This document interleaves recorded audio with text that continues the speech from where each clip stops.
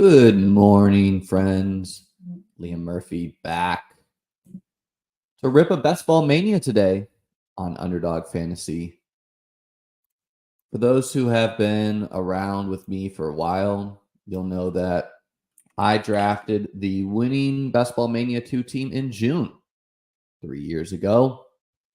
So, June, of course, one of my months. Got to run it back and try to build the repeat champion. This bad boy is filled. We pulled the 109. Let's get it, team. Good morning. Top of the morning.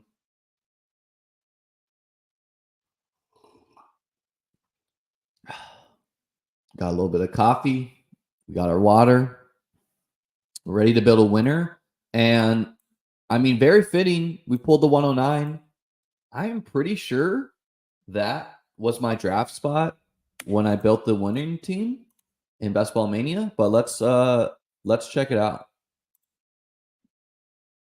Now, anyone who does historical research for fantasy football, just be aware. Oh, and we might not be able to get this. I don't know if it's a glitch on their end or if they are starting to delete old data, but I couldn't get some old drafts to populate that used to populate on Underdog, which, I don't think it's realistic to assume they're going to hold this data forever. So, yeah, this is unfortunate. See how nothing's showing here? So I don't know if I'm going to be able to pull this up. Longtime drafters will also know that you cannot pull up a qualifier draft room because it just populates as nonsense. Oh, actually, let's see what this draft room looks like.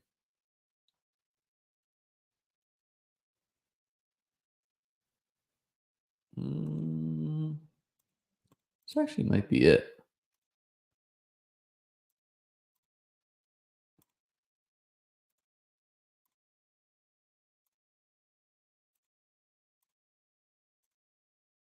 Give me one moment. I'm looking off screen for you guys to find this draft. Bingo. Okay. Let's make our pick here at the 109, and then I'll pull up this draft board. And I lied. I drafted it out of the 108. So close enough, though. Close enough for this lovely June morning. At the 109 here, we are going to go with A.J. Brown and Puka. I both like them a lot. Today we'll go with A.J. Brown. I like Garrett Wilson too. Just because I have a lot of Puka Nacua. He's tied as my most drafted first-round pick. For a reason. Okay.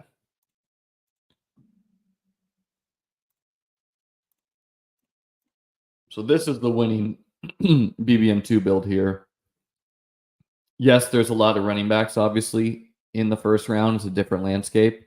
I'm the JT drafter here. JT Aaron Jones, Amari Cooper, Jamar Chase, Josh Allen, Chase Claypool, Tyler Boyd.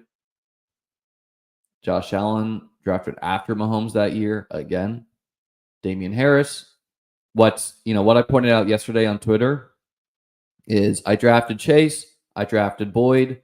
I don't know if I was going to take Joe Burrow with me having Josh Allen. Probably, right? I don't recall where Joe Burrow regularly went in ADP that year. I do know I drafted a lot of Herbert and Hurts that year. Joe Burrow was the QB1 in Week 17. Damon Harris, Noah Fant, Cole Beasley, Justin Fields, who did nothing that year, Mike Gesicki, Christian Kirk, Rashad Penny, and Amon-Ra St. Brown. These three were key to winning. Dimey Brown, absolutely nothing. MVS gave me a playoff week. And then Jeff Wilson is a guy who I purposely started drafting after he got injured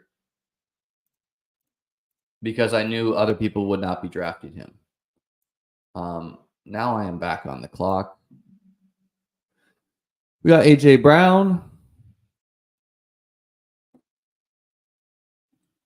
And let's go H-Han today again. Yes, there will be some H-Han in the 33s. Wow, and we get a Pacheco.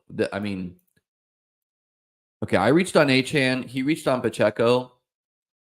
I don't think reaching on Achan is as bad as reaching on Pacheco. Like maybe this is a star method gone wrong, where the thesis of reaching on literally any player in the 2-3 range is that the projection difference between second and third round picks is really not that different this year, right? So, okay, you show up with Chris Olave, I show up with Cooper Kupp. You show up with Nico Collins, I show up with Devonta Smith. Very similar range of players, right? You show up with Saquon, I have Devon Achane. Seems reasonable, right? And so it doesn't really bother me if there are Achane teams that exist in the third round, because I'm simply going to have Zay Flowers, take your pick of any, Tank Dell, whoever, and those guys won't project too differently than a London, a Debo, etc. So, but Pacheco is noticeably worse than reaching on an HN, even though can Pacheco be a top 5 running back this year? Absolutely yes, right? Plays for the Chiefs. I'm projecting the Chiefs to just score more points this year with a better wide receiver core. But Pacheco is regularly drafted in the 4th round and sometimes 5th round. So now your combo is just a little bit thinner. And you really do need Pacheco to have a special season to warrant this significant of a reach, right? Because he could have done this in the 3rd round. He could have done this in the 4th round. It's not going to kill him at the end of the day because, again, he's sacrificing the 2nd round picks, who I think most people would admit we're simply putting a lot of wide receivers here due to having starting 3 wide receivers each week. We're not expecting many of these guys to have a Tyreek Hill type season, right? A CeeDee Lamb type season. We're expecting them to have good seasons. So if he goes, Zay and Tank or Kirk and T. Higgins, it's not that bad, honestly. He's just showing up with a different combo of players. But this significant of a reach is it's not something I personally do too much. Preston here saying he just took Pacheco at 58. Yeah. Better EV drafting early for Best Ball Mania drafters or both? I did write an article on this called "The Early Bird Gets the Worm." I think it's plus EV to be drafting early on playoff formats and total points sites. I think you could argue it's a little bit better for total points due to the thesis of okay, and let's get a wideout here with this already having Achane. I do like Kyron a lot, but I can't take Kyron every single time. Yeah, I think you could argue the thesis of drafting on total points contests, so like the marathon or drafters from Coach Husliam, is a little bit better because you're trying to build a super team with unique ADPs. And a super team for a playoff contest is nice as well. However, a super team doesn't necessarily win, where if I had a team which was Lamb, Tyreek, Chase, Bijan, CMC, Josh Allen, Mahomes, Kelsey, Kincaid, like I get to choose my players, I could be beat if, let's choose, I don't know, Jalen Polk scores 2 touchdowns week 17, and so does Chase Brown. And so even if you choose your team in a playoff contest, if they don't score well week 17, you're going to lose. So the super team is nice, but harder to realize your EV in a playoff contest. But I still draft early on both sites. Yeah, let's just grab Jalen Hurts here. With me not having enough Brown, it means I don't have enough Hurts. Hurts is comfortably my QB2. I think Allen and Hurts are in their own tier. I think Lamar is nice, but he is a better in best ball guy because he has a low floor. He just simply he doesn't have the goal line role that Hurts or Allen has. He has really high weekly upside. right? And this is the difference between like Richardson and Jaden Daniels too. I think Richardson, he profiles as a little bit more of an Allen and a Hurts, aka possibly the goal line back quite a bit. Whereas Daniels is small, 205 pounds. So we think he's going to have high weekly upside, but maybe not quite the consistency.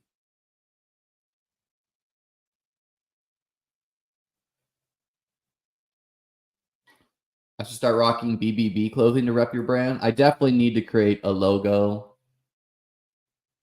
get some brand stuff like that going on.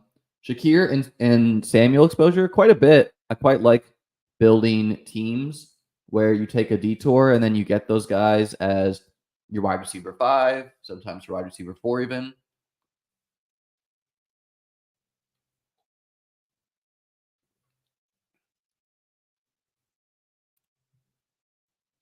Got the 101 today on Best Ball Mania. Took Lamb, Neighbors, then 3-4-5, went Henry, Etienne, Pacheco, and didn't draft a running back the rest of the way. Is that bad? Finished with 8 wide receivers. Great question. And let's pull up something I tweeted out the other day. Again, if you missed it, I recently released an article for free over at beatbestball.com breaking down the top scoring teams. I take a look at that. Got a couple other articles I'm working on right now. But shout out my man Hillo, Mark, sharp guy. But we had a little bit of a pushback here. If I can find this.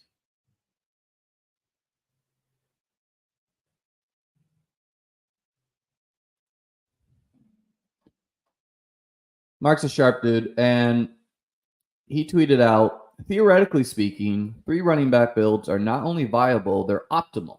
The problem is that variance is off the charts due to injuries, and we don't need optimal to win. Expected value also assumes an infinite sample, and we don't have that. And I said, I find it hard to believe they're optimal in a playoff week setting, any 3 running back build. A significant part of the allure of having 4 to 5 running backs, even if you think you only need 3, is to hopefully advance a low-owned stud for the following playoff weeks, giving you valuable leverage on the field. So I think we have different definitions of optimal. My definition of optimal is like what is going to win you the contest and aka real life dollars a lot of the time. And I think his optimal is more of a theoretical sense, which doesn't seem actionable to me. So he responded, Kyron, Brees, and Connor, magic combo in 2023. Mathematically speaking, there will always be that magic combo. Let's make our pick real quick. Wow, Lamar goes in the 5th in this one. Yeah, love Kincaid, love 5th round Kincaid. The Josh Allen drafter is going to be tight, but I think Kincaid can be tight in 1, so I do not pass on him in the 5th round. So he said, Kyron, Brees, James Conner, magic combo in 23. I would push back and say I don't think you're advancing with this combo because a bunch of these guys had bad regular season weeks. Mathematically speaking, there will always be that magic combo. The variance is just so high. Yada, yada. And I said, well, it's not clear if you're talking what's optimal to win contest or score the most points in a given week. Sure, there are some 3 running back combos that work in a given year, but far more often you'll benefit from lower ownership and win contests easier with 1 to 2 extra running backs. And he said, I agree. We know we don't need optimal to win. And then he gives his definition of optimal. And I just said, to be clear, almost, and maybe have, never built a 3 running back team. Maybe you could have won Best Ball Mania 4 with only having the wide receivers of CeeDee Lamb, Amon-Ra, and Jaden Reed at wide receiver if you got lucky enough with week 15, 16 pods. It's not actionable, though. And then he said, it's not that it isn't actionable. It's just filled with variance and with a sample size of 1, not infinite. But it's important to understand what optimal truly is before formulating a game plan in a contest. And I said, I guess I disagree. I don't think we need to know some extreme fringe lineup build that could have worked in the past season to formulate plus EV strategies in a given year. Far more important to be an intuitive thinker and think about how these contests work and are won. And so to debrief that, yeah, I think we got to take one of these running backs here. I think the James Cook, Dalton Kincaid combo specifically is pretty fun without Josh Allen as well. Because, okay, some people don't like Keon Coleman. Some people don't like Curtis Samuel. Some people don't like Khalil Shakir. And so you just take the most expensive guys and you hope that James Cook gives you some really high weekly upside games, particularly in the playoffs. And you hope that Kincaid is the number one target in Buffalo. And then maybe you take some wide receivers late, but you don't even need to. And of course, having James Cook, you kind of hope that he's rushing in touchdowns, stealing from Josh Allen in the playoffs. And so, fun start here. We got Hurts, A.J. Brown, Zay Flowers, Achane Cook, Dalton Kincaid. And so, to expand on what I'm saying there and to answer your question about the 3 running back build is I don't ever build 3 running backs, even if I started with CMC, Achane, Kyron. Right? Like I've spent enough capital I could justify 3 running backs. But what I'm saying is you need to think through how are these contests won? And in my experience, what happens as the playoff weeks go is say your combo is CMC, Achane, Kyron, right? And okay, Achane scores 40 week 15, Kyron scores 30, and CMC scores 25. So you drafted 3 running backs. They all scored really well. They're all hitting your lineup. Now you're in week 16, and guess what? Those 3 dudes are all 40% owned amongst the advancing teams. Where if instead you tacked on, take your pick of mid-round to late-round running backs. Let's say you tacked on Deontay Foreman. Who cares, right? Any running back. And now Deontay Foreman scores 20 points week 15. CMC scores 0. He has a bad week, whatever. Now you're advancing a 5% owned CMC in week 15 because your first round pick contributed nothing. And so what you've done is you now have a super valuable piece. You have a CMC at 5% ownership, right?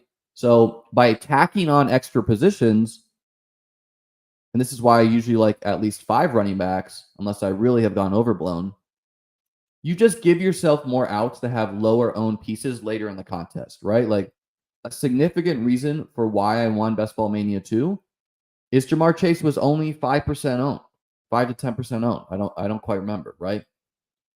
But that is why I won. So if you're only drafting 3 running backs, you to me are thinking more, how do I beat my pod? I invested a lot. I need to get wide receivers, right? And wow, Alvin Kamara is just, I wasn't really taking any Alvin when he was a 6th round pick, but now he's regularly here. And yeah, he's not my favorite guy. I'm guessing he's falling because of this mini cat, like the contract. There's really nothing that actionable. So not my favorite build to have 3 running backs through 7 rounds and only 2 wideouts. But yeah, I'm gonna scoop him in the 7th here. Yeah, and Aaron's saying here, I wasn't fully done, but great point from Aaron here. It works the other way too. If CMC blows up and he's 50% owned in the final, you ideally want more / different options than the other CMC teams. Absolutely, right? So exactly to his point, let's say CMC has a great playoff run. He's now super high owned. For me, these guys were, when I won BBM2, Cooper Kupp and Mark Andrews were on over 50% of teams, meaning, great, you had these 2 really good players, but they're not winning you the contest because they're super high owned. So in the other example, what if Deontay Foreman scores 30 week 17 and he's on not many other teams? He's winning you the contest now. So I think way too many people think through, how do I beat my pod? And they're not going the extra leg, or they don't quite understand that ownership really condenses. And I don't know if this is I don't think this is something I actively thought of when I first played best ball, but once you go through the playoffs and you just notice that ownership really condenses because you can share ownership with players, it should steer you a little bit. James, brother, you need to listen a little bit better because absolutely nothing was saying fade CMC because he could be high on week 17. Like if that's what you took out of that conversation, I'm actively confused. Okay, pick 88.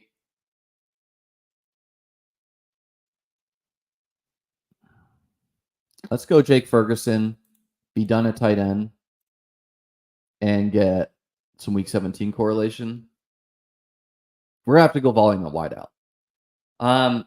No, so in case anyone else was thinking about James there, which I'm really confused if that's your takeaway. Oh, you got here 15 seconds ago? Okay. Okay, so you didn't hear anything.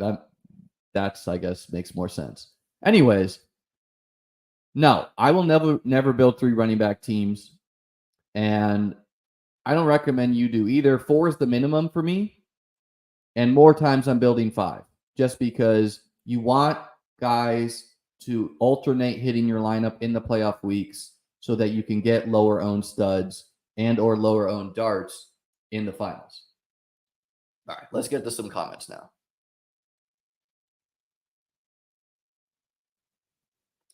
Liam, is there any validity to keen on teams playing the predicted bad defenses on week 17?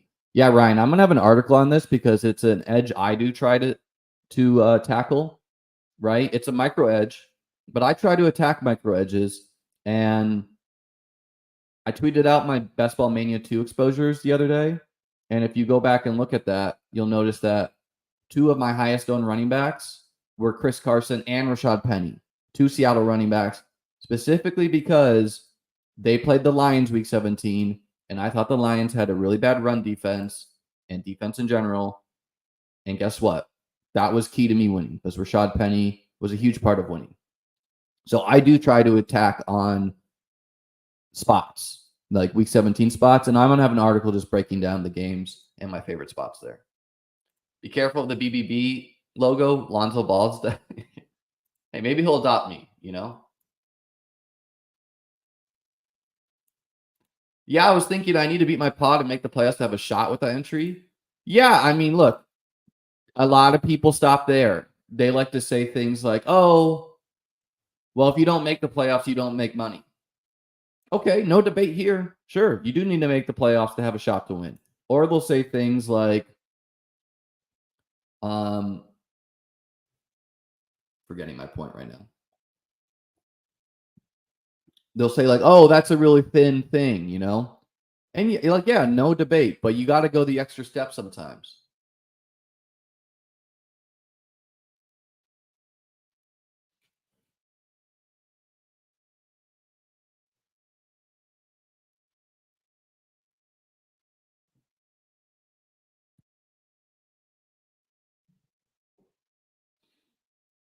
That's a bummer to see Curtis Samuel go. He's a guy I do like. But we are at pick 105, and Dak should simply not be there. So I'm really hoping to beat this room at quarterback, running back, and tight end. And then obviously I'm going mega volume at wideout. I think I can justify stopping at 4 running backs. Still might go 5. Obviously done at QB. Obviously done at tight end.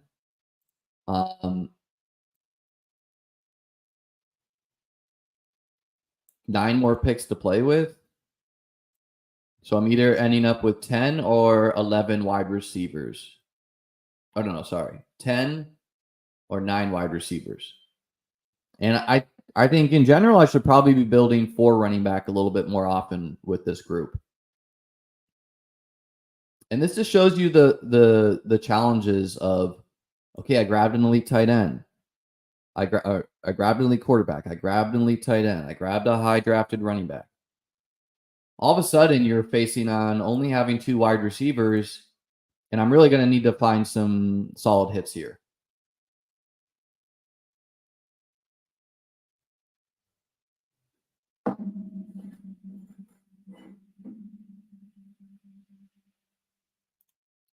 If I remember correctly, Ship Chasing People said future defense strength was very difficult to project.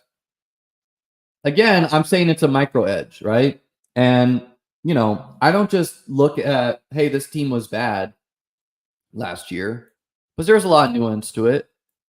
I start there. I look at the bad defenses, and then I go the extra step, and I say, oh man. All right, let's go. Josh Palmer already having a Bills piece here, drawing live to be the Chargers' #1 receiver, and we need some guys in ambiguous situations to hit for this team. But I think, for me, how I usually start is I look at what teams were bad. I look at what happened to them last year. Did they have significant injuries happen? Did they have a coach who just ran a bad scheme? Guys like the Seahawks come to mind there. Maybe the Chargers come to mind there, who both changed coaches. And then you look at what free agents did they bring in, who did they lose, and what did they do in the draft. So some years teams have like terrible corners, like the Titans 2 years ago, and then they don't really bring in anyone. And I don't know what conclusion you can make other than they're probably going to be bad again unless guys significantly develop. So, or last year, I really liked taking Eagles pieces because I thought the Cardinals would have a terrible defense. Guess what? The Cardinals did have a terrible defense, but it just didn't play. It didn't work for the Eagles actually lost that game. Even though the Cardinals were so bad on defense, Chase scored 50 against them. Tons of guys had huge games. They got it together towards the end of the season. They even won that game. And so targeting running backs against them was smart in general, right? Like Kyron had 2 blow-up games against the Cardinals, but it just didn't work for Week 17 that year. So it's a micro edge, right?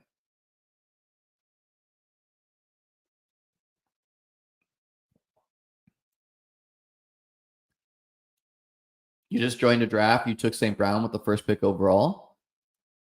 I don't think that's wild. That's fine. Plays in 12 dome games. The projection's not significantly different than some of these guys. You're not benefiting as much from like a unique combo by taking a Monra at the 101, simply because all these guys that go from the 10 in the 2-3 turn, they're all going to be kind of like comboed with each other. Whereas if you take Marvin Harrison at the 101, that is creating a more direct, unique combo.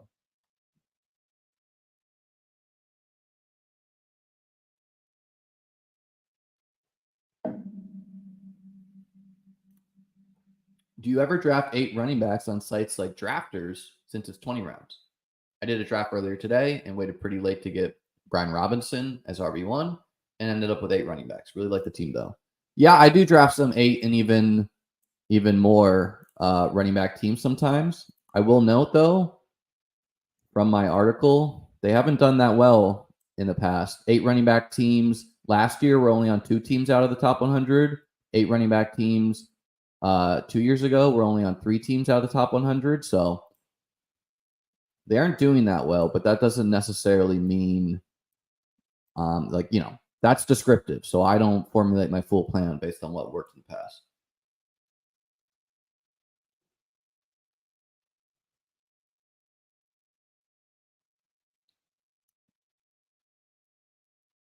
So the team so far, Hurts and Prescott, 2 quarterbacks who play each other Week 17. I think it could be argued that you don't want to be doing that as much. You'd rather have like different games, but it's fine. Especially when Dak is such an ADP value, and Dak should just like not be here in the 9th round. Achane, Cook, Kamara, 3 running backs we feel good about. Wow, Trey Benson, another guy I do like, so I'm going to take him here as my 4th and final running back. Significant ADP value on Benson, who, I kind of prefer him straight up over James Conner.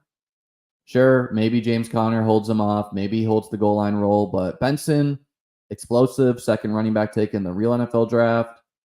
I think this is probably James Conner's last year, even if he isn't the guy to start the year. Seems likely he will down the stretch. And with getting such the ADP value on Benson, I'm done at 4 running backs. Kincaid and Ferguson gives me 2 tight ends who I think both could score 10 touchdowns on the year. Ferguson is stacked and game stacked. Kincaid and ADP value. And then AJ Brown, Flowers, Josh Palmer holding it down to wideout. And we're just going to have to take all wideouts going forward. Would have liked Brandon Cooks. How do you feel about Sam Darnold as a starter? I don't think he will start that long, if at all. Okay. Sure. Yeah, let's do Adonai Mitchell. I mean, a guy who people thought could go in the first round, 20 picks past ADP, profiles as a better and best ball guy. A little bit risky compared to some of the dudes around him, compared to like Jacoby Myers, we know will be playing. Adonai Mitchell, I mean, I guess it's not impossible that Alec Pierce beats him out. Alec Pierce seems bad, though.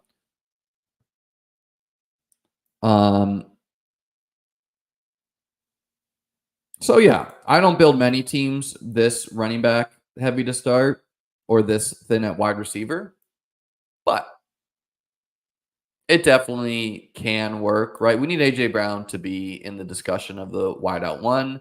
I need Zay Flowers to have a really good year. And then I just need to find a couple hits.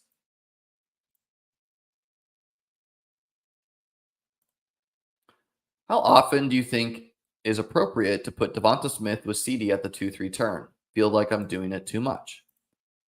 Well, I don't pretend to know the exact optimal rate to be game stacking.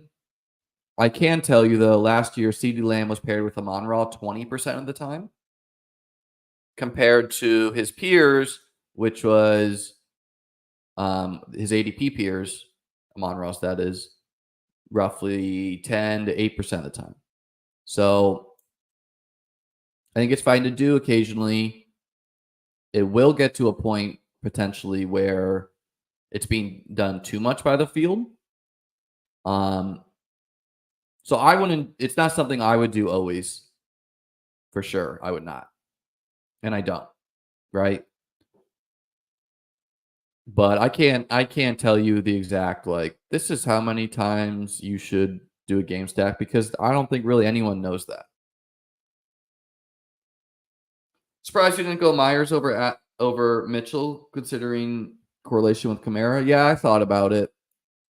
I think Myers is a fine play. He's obviously just a little bit less appealing with the addition of Brock Bowers.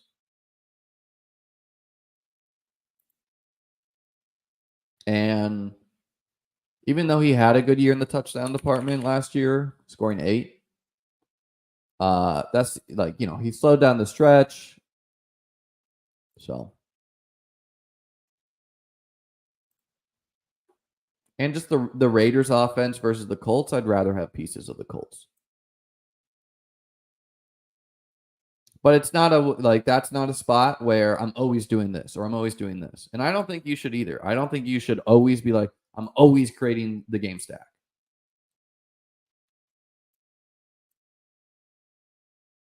Good morning. What's up?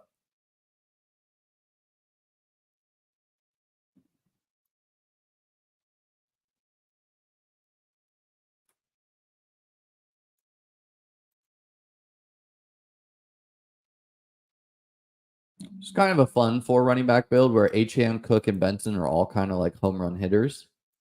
And then Kamara hopefully is that steady guy always hitting the lineup. Around the 13th round is when you start feeling pretty bad looking at these wide receivers. But simply got to start taking some of them. So Jermaine Burton, a swing at upside.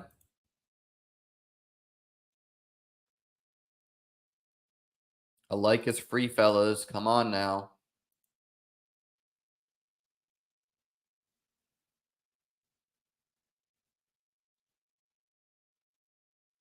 Have you seen a Lamb AJ Brown team?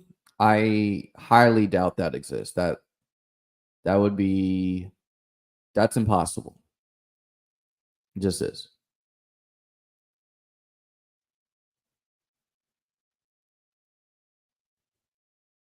Like any draft like that probably should be canceled. Really, the only way I see it is if Lamb falls to like the 108 and Brown falls to the 17th, which again is very thin. So, of these, 6 wide receivers, 3 are probably not going to work out. But if I get a 50% hit rate even of these guys, I'm hopefully strong enough at the other positions to advance. And hopefully some of them hit in a big way. And then all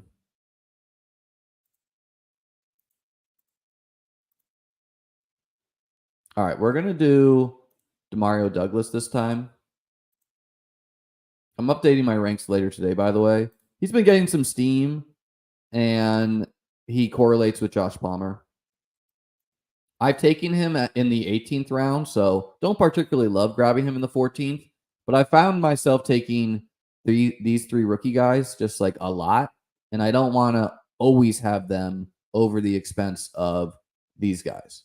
Like I do think they all offer upside, but not enough to always combo them over these dudes. And I think that's how you should be approaching the later rounds, where if you find yourself keep on taking the same guys. Okay, the projection difference between a 14th round pick and a 17th round pick is not that much. So you should be reaching occasionally to create unique combos of the guys in these range, because some years, maybe 3 or 4 dudes are going to hit in this range. An example that worked last year would be you reached to take Puka and Kyron.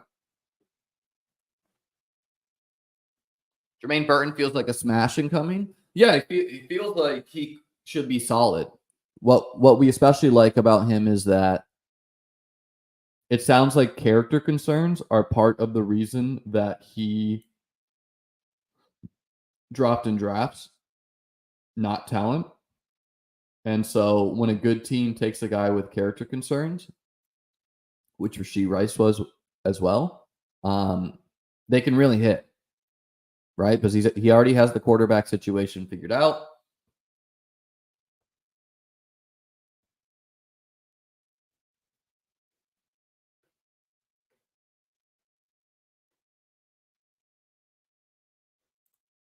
Feels like there's going to be too many similar teams with St. Brown, Ayuk, Debo, Laporta, Lamb, and Devonta Smith.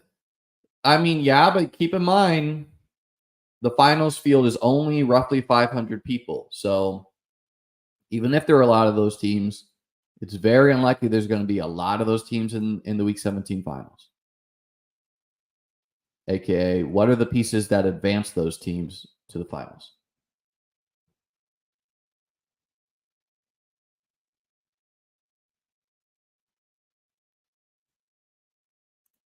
Of this group, I'd take Kamara.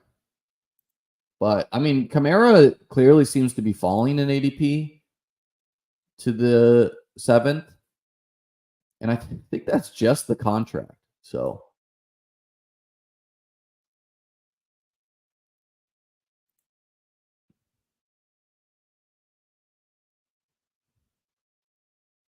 all right. Well, Malachi is now here. Correlates with James Cook and Kincaid for Week 17.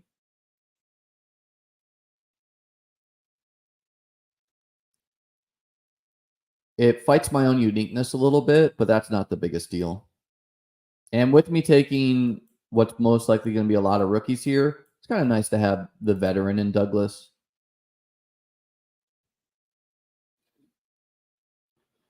You're in a draft right now and someone took Claypool in the 3rd round.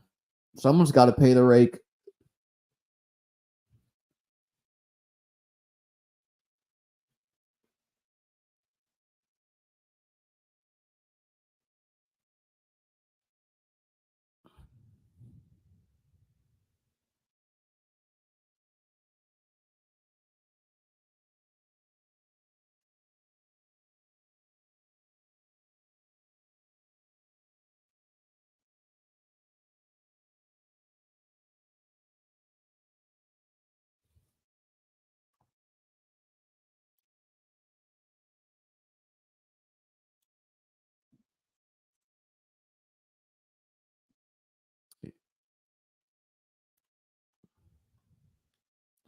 Some guys I like sitting here at running back, but again, we just kind of need to get some wideouts here.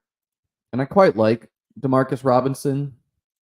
The Rams are near league winners or league leaders in 11 personnel rate, meaning 3 wide receivers.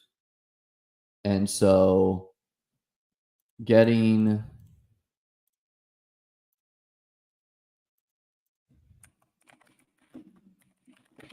Robinson, who ended the year really strong, feels nice. Not impossible that Tutu and co. push him, but I'm doing some research here.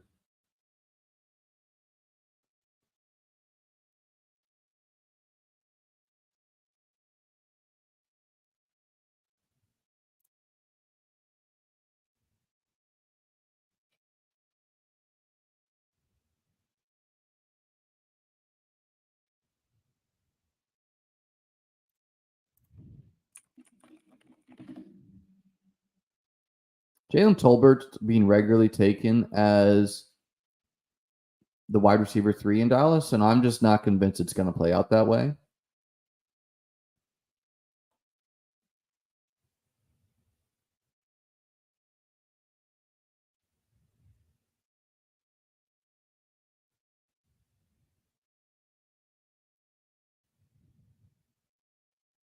Of course, the Cowboys drafted Ryan Flornay. I think he's like a worthy gamble occasionally. And there's also this Jalen Brooks guy.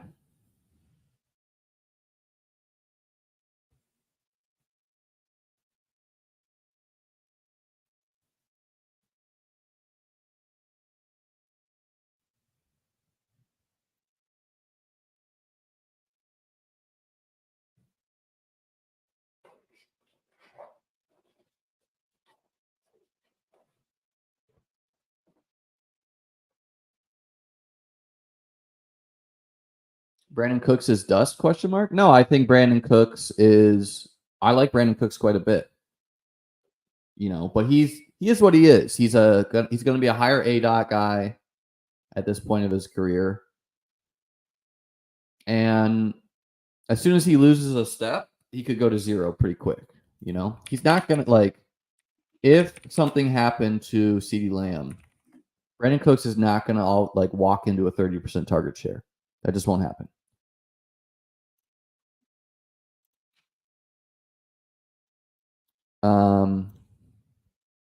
All right, let's take. I like both these guys, McMillan and Walker. Let's go Walker.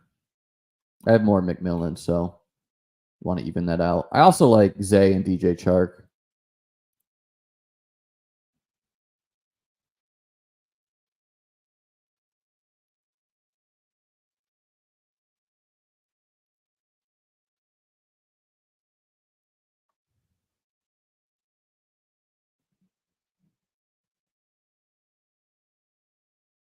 Nice thing about Walker is why couldn't he be the wide receiver 2 behind Zay Flowers,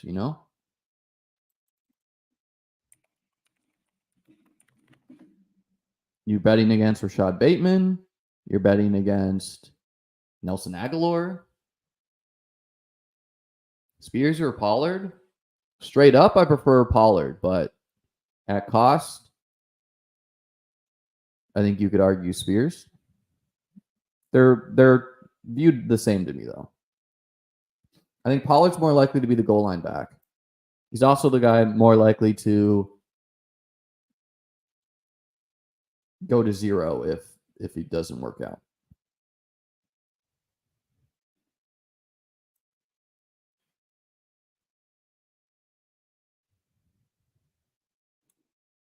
Okay, and for my 10th wide receiver here, I'm going to take a guy not drafted a lot / maybe ever in Jalen Brooks. Was drafted last year. He's getting some buzz. It could be him. It could be Ryan Flornay, who was drafted this year. It could be Jalen Tolbert, but Jalen Tolbert, not the biggest guy in the world. So kind of fun to add a stacked and game stacked low owned piece where, I mean, it's very ambiguous behind CeeDee Lamb and Ferguson how things will play out. So running this team with Hurts and Dak, Achane, Cook, Kamara, and Trey Benson at running back. A.J. Brown, Zay Flowers, Josh Palmer, Adonai Mitchell, Jermaine Burton, Demario Douglas, Malachi Corley, Demarcus Robinson, Devontae Walker, Jalen Brooks. Brooks is not a rookie. He just doesn't have a picture. But 4 of our wideouts are rookies. And then Kincaid and Ferguson at tight end. So strong QB room, strong tight end room, strong running back room. And then wide receiver is the position we punted off more. But we do have anchors of A.J. Brown and Zay. We got a shot of the Chargers offense. We got a shot at some other offenses I like to take stabs at. The Rams, the Jets, the Bengals, the Ravens, the Cowboys, and then a piece of the Patriots, which we'll see what they are. Not afraid of a zero? I am not afraid of zeros. I think people preaching you can't draft zeros are, if you're drafting this early, I think if you're always, every draft ends with these guys. Slayton, Walker, Chark, McMillan, all of them do, right? So, okay, sure, some of them might hit. I do draft these guys sometimes too. I'm more confident a guy like DJ Chark has a role than a guy like Jalen Brooks, but I think Brooks, if the theory comes true and he is wide receiver 2 on the Cowboys or wide receiver 3, he's not going to be drafted a lot. He might not even be drafted a lot in August. That's how you can win these things, right? And so I'm more willing to gamble on a zero than others. The other thing is, it's not going to kill me if Jalen Brooks is a zero. I have 9 other wide receivers, right? So if past Josh Palmer, if just 3 of these dudes hit in a good to significant way, we're strong enough the other positions to advance and then make some noise in the playoffs. And so, yeah, I do want to be taking some guys who I think are almost never drafted, which if you're doing that, you inherently have to be willing to gamble a zero, right? And I think I'm pretty good at knowing what kind of guys to take, right? Like last year, who was I taking a lot? I was taking Zamir White. He went more expensive later in the season. I was taking Jerome Ford. I was taking Jalen Warren. Now these guys were drafted. I took Zach Evans, but I also took some Kyron. So I was willingly gamble on a zero there. So fun draft overall. Again, I don't like to be building late round wide receiver teams too much, but you got to do it occasionally because, okay, if Burton does emerge as co-second target in Cincinnati, if Malachi Corley becomes the second target on the Jets, or Garrett Wilson gets hurt and even becomes the first, if Demarcus Robinson continues what he did last year, if Walker becomes the second target at wide receiver on the Ravens, and if Brooks does, if some of these guys emerge, you're going to want some teams like this. So I don't want to build every single team zero running back, even though I do most times.